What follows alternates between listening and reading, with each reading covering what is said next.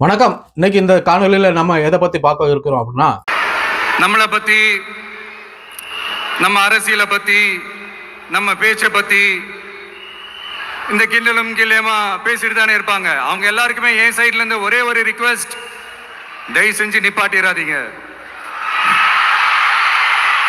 தயவு செஞ்சு கண்டினியூ பண்ணுங்க. நீங்க தான் என்னோட எனர்ஜி ஃபோர்ஸ்.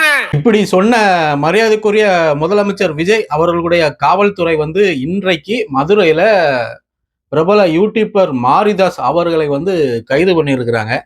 ஏன் இந்த கைது நடவடிக்கை அப்படின்னு கேட்டா, யூடியூபர் மாரிதாஸ் அவர்கள் தாவேக அரசுக்கு எதிரான பொய்யான தகவல்களை சமூக வலைதளங்களை பரப்புறாரு. ஆளுங்கட்சியை கடுமையா விமர்சிக்கிறாரு. முதலமைச்சர் விஜய் அவர்களை தகாத வார்த்தைகளால பேசுறாரு. அமைச்சர் கீர்த்தனா இருக்கிறாங்க இல்லையா, அவங்களை ஏஐ மூலமாட்டு சித்தகரிச்சு போலியான தகவல்களை பரப்புறாரு. அப்படி இப்படின்ட்டு நிறைய குற்றங்களை சொல்லி கைது பண்ணியிருக்கிறாங்க. இப்போ நம்மளுடைய கேள்வி என்னன்னா, முதலமைச்சர் விஜய் அவர்கள் திருச்சியில என்ன சொன்னாங்க? என்னை பத்தி விமர்சிப்பதை நிறுத்தாதீங்க, தொடர்ச்சியாட்டு செய்துட்டு இருங்க, அப்பதான் எனக்கு ஒரு பூஸ்ட் கிடைச்ச மாதிரி இருக்கும்.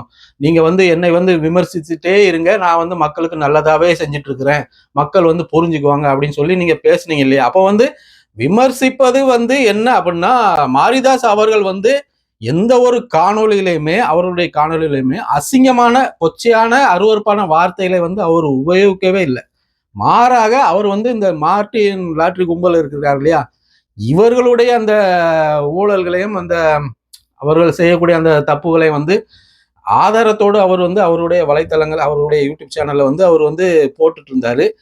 இது லாட்ரி கும்பல் யாருன்னு தெரியும்ல, நமக்கு எல்லாமே தெரியும். அப்போ அந்த கும்பல் தான் இப்ப இயங்கிட்டு இருக்கிறதே, தாவேக அரசு இயங்கிட்டு இருக்கிறதே யாரால அப்படின்னு நிறைய பேருக்கு தெரியும். சமூக வலைதளங்கள்ல பேசிட்டு இருக்கிறாங்க. இப்ப அது நமக்கு தேவையில்லை. அப்போ அவங்களுக்கு எதிரான ஆதாரங்களை எடுத்து வெளியிடுகிறார் அப்படின்னு சொன்ன உடனே மாரிதாஸ் அவர்களை கைது பண்ணிட்டாங்க.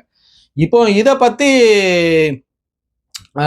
என்ன சொல்றாங்க, பெரிய பெரிய கட்சி தலைவர்கள் என்ன சொல்றாங்கன்னா, இது ஜனநாயகத்துக்கு எதிரான செயல் அப்படின்னு சொல்றாங்க. திமுக அரசை விட தாவேக அரசு ரொம்ப மோசமாக செயல்படுது, ஜனநாயகத்தின் கொதவலை நெருக்குது அப்படின்னு சொல்லி நிறைய தலைவர்கள், மரியாதைக்குரிய தமிழிசை சவுந்தரராஜன் அவர்கள் கண்டனம் தெரிவிச்சிருக்கிறாங்க.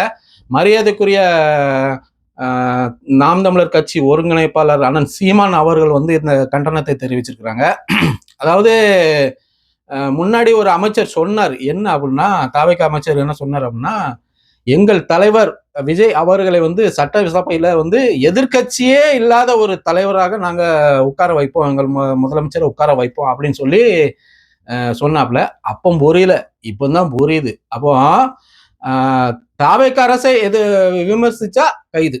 ஆனால் சீமான் அவர்கள் கண்டனத்தை தெரிவிச்சிருக்காரு இல்லையா, திருச்சியில நீங்க என்ன சொன்னீங்க, இப்போ நீங்க என்ன செஞ்சுட்டு இருக்கீங்க, அப்ப இது கருத்து சுதந்திரத்துக்கு எதிரானது அப்படின்னு சொல்லி அண்ணன் கண்டனம் தெரிவிச்சிருந்தாங்க இல்லையா. இப்போ அண்ணன் சீமான் மேல சாடுறாங்க. அதாவது பிஜேபிட்ட காசு வாங்கிட்டாரு அண்ணன் சீமான் அவர்கள் அப்படின்னு சொல்லி ஆடுறாங்க.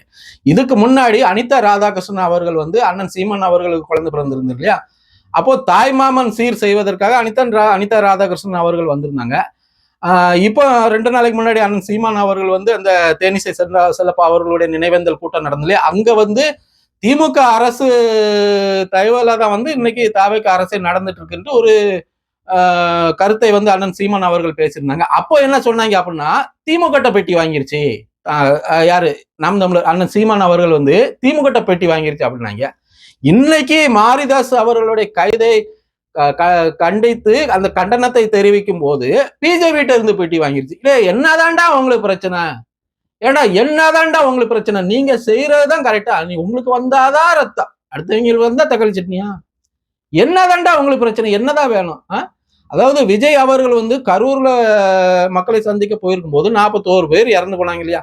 இன்னைக்கு வரைக்கும் ஒரு சின்ன பெட்டி கேஸ் கூட விஜய் அவர்கள், முதலமைச்சர் விஜய் அவர்கள் மேல போடல. அப்போ என்ன பேசுறாங்க அப்படின்னா, திமுக அரசு இந்த ஒரு பிரச்சனையில இதை பெருசா கண்டா அப்படின்னு சொல்லி எவ்வளவு பெருந்தன்மையா நடந்து கொண்டதோ அது, ஆனா அந்த பெருந்தன்மை கூட தாவேக அரசு கிட்ட இல்ல அவைக்கு அரசை விமர்சித்தா, முதலமைச்சர் விஜய் அவர்களை விமர்சித்தா யாரா இருந்தாலும் சரி உடனடியாக கைது செய்து உள்ளே போடுவோம் நாங்கள் அப்படின்னு சொல்லிதான் இப்போ நிறைய பேச்சுகள் வந்து அடிபடுது. அடுத்தது யாராக இருக்கும் அப்படின்னா சாட்டை துரைமுருகன் அவர்களை வந்து கைது செய்வாங்களா? ஏன்னா சாட்டை துரைமுருகன் அவர்கள் வந்து பயங்கரமாட்டு பேசியிருந்தாங்க, பயங்கரமாட்டு விமர்சித்து பேசியிருந்தாங்க எலெக்ஷனுக்கு முன்னாடி, விஜய் அவர்கள் வந்து வெற்றி பெறுவதற்கு முன்னாடி.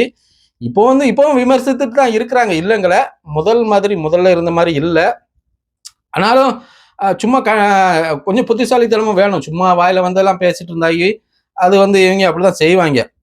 ஆளுங்கட்சி அதான் அண்ணன் சீமான் அவர்கள் வந்து சொல்லுவார் இல்லையா, ஆட்சி அதிகாரம் நம்ம கையில இருந்துன்னா எதை வேணாலும் செய்யலாம் அப்படின்னு சொல்லுவாங்க இல்லையா, அதுதான் ஆட்சி அதிகாரம் வந்து இப்ப அவர்களுடைய கையில இருக்குது.